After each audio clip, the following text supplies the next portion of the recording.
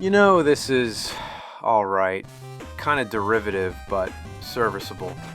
I know a game that's a little less boring, though. You've probably heard of it. Everyone went apeshit for it in the 2010s. And you clicked on the fucking video, so you already know what I'm gonna say.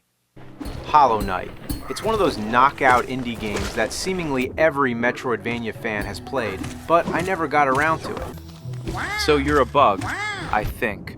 And you're exploring a kingdom of bugs, and you gotta murder just about everyone you come across. For some of these guys, I can see the resemblance, like the stag beetle. But these devs must be smoking something if they think there are bugs that look like this. I'm fucking around, I know it's the art style. And speaking of which, it's nice. Really nice, actually.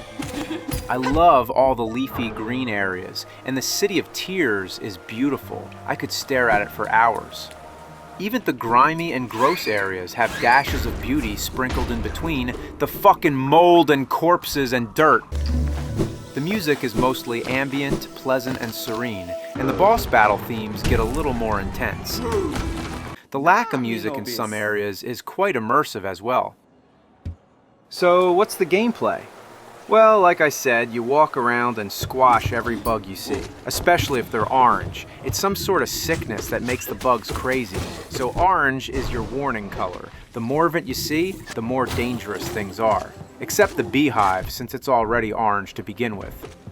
Now I know you're expecting me to say that it's one of those where the fuck do I go kind of games.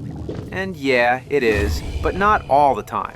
You get more ways to travel as you progress. A dash, wall jump, double jump, that sort of stuff. And every one of those upgrades is a godsend. It actually makes replaying the game a bit frustrating. I get too used to having all these ways to move, and losing them all feels so debilitating. Anyway, each one of those upgrades opens up new places to travel to fucking all over the place. So keep track of places you can't reach, because when you get that upgrade, that's where you probably have to go. Another type of upgrade is called a charm, and they're pretty cool. So each charm does something different. There's one that just puts your fucking icon on that map. Boring, I know, but extremely useful if you're half down the Satan's asshole. One makes you do damage when you take damage, one makes you walk faster. My point is, there's a lot of them that do all sorts of different shit, and you can mix and match them to alter your playstyle, as long as you have enough slots to equip them, that is. And before you bring it up, yeah, they're like the badges in Paper Mario. There's plenty of boss fights. Some aren't so bad, some kick your fucking ass, and I hope you don't have too much trouble getting back there from your last save point, because sometimes that walk of shame back to the boss is a gauntlet of flying fuckers and bug bastards that you have to survive just for another chance. It's part of the experience and challenge, but it does twist my taint, having to wander all the way back to the boss just to get my dick ripped off by the same boss over and over.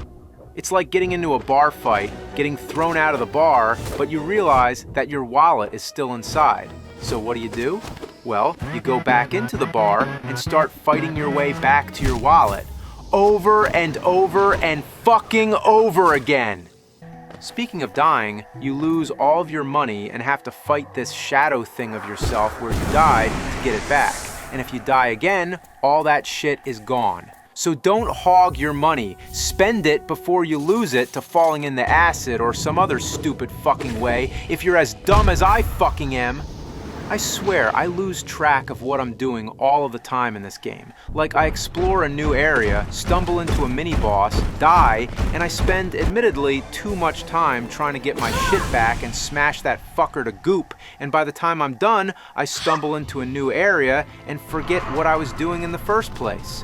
Which is pretty fun, but fuck, man, I feel like a rat in a maze here. Or I guess, an ant in this case? Actually, no, ants are in the next one.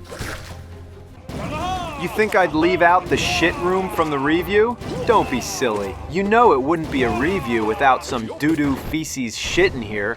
Alright, enough of the dung defender. I'm full. This place. The Centipede Zone. Fuck this place.